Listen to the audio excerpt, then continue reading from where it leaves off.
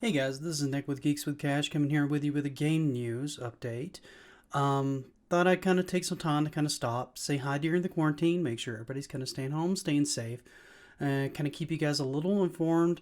And as you noticed, I've been trying to get out more and more content for you guys. I've been trying to put out some Let's Play videos on it. I do intend to still do some of the toy reviews and things like that. Unfortunately, the last one that I bought kind of broke on me. I'll be dropping a review of my impressions of that. That's going to be a Leo Convoy shortly. But for right now, let's go ahead and get into the main news as far as what's been going on.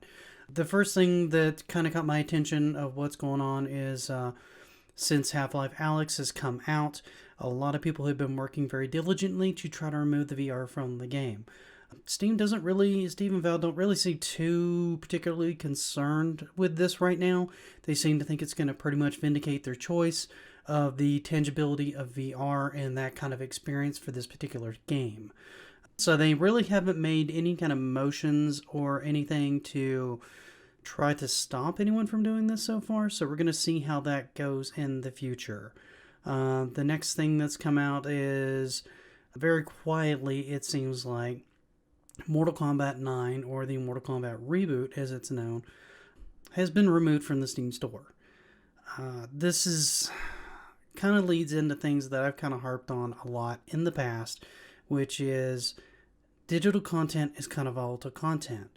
A lot of people suspect that the reason that this one particularly got pulled was more or less because they had Freddy Krueger in it, and they think it could have been a licensing problem, but there's been no official word. The servers also appear to have gone down on both the PS3, the PS4 version, and all the other revisions on it.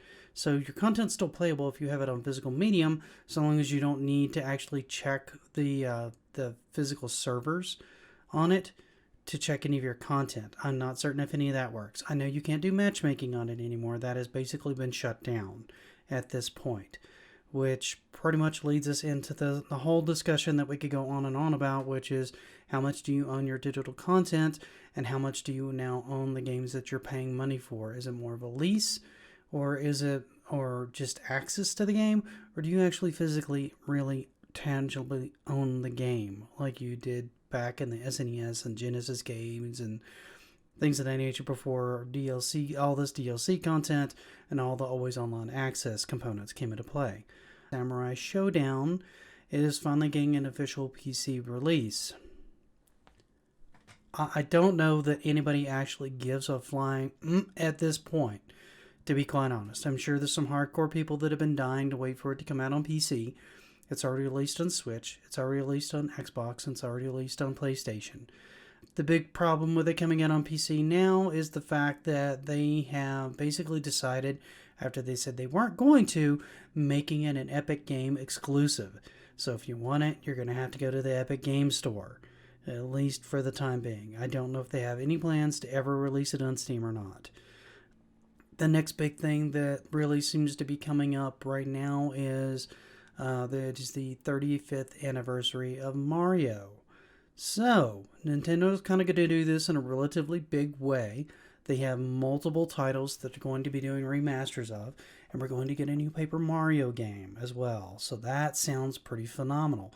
Some of the notable games that they're going to do: Super Mario 64, Super Mario Sunshine, Super Mario Galaxy, and Super Mario 3D World, which was a Wii U title that they're going to bring out.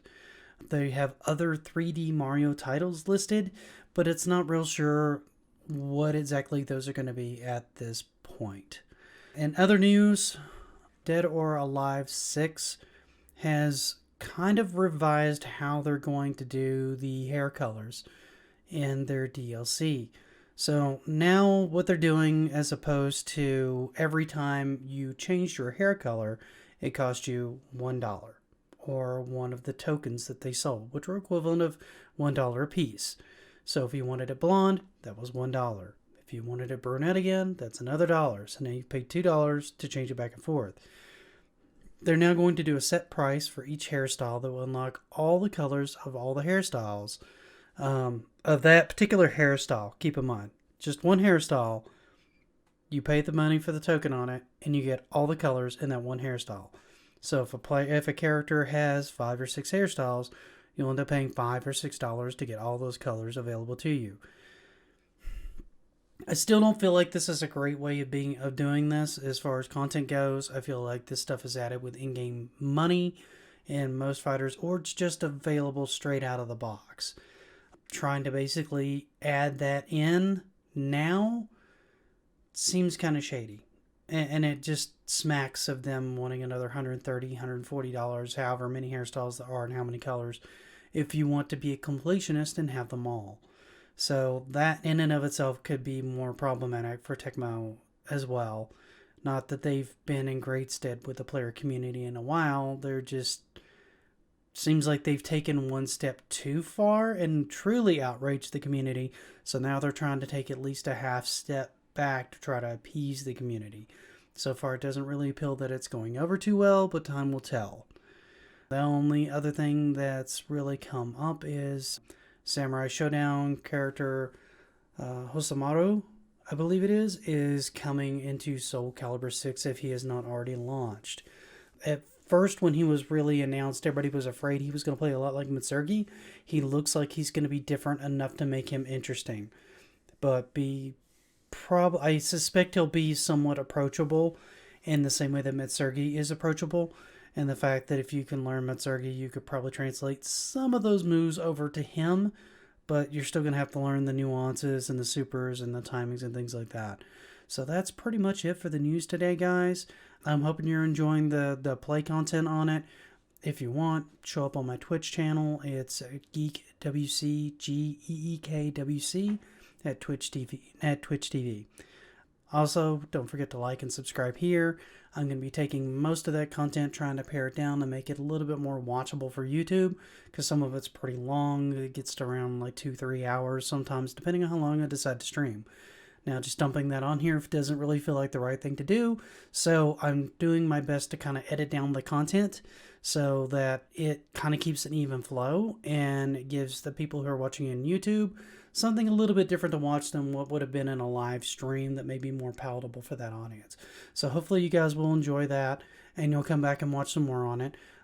For my part, I'm just trying to mostly do what I can to kind of keep you guys' minds occupied a little bit so that you're not going stir crazy while we're all kind of in lockdown.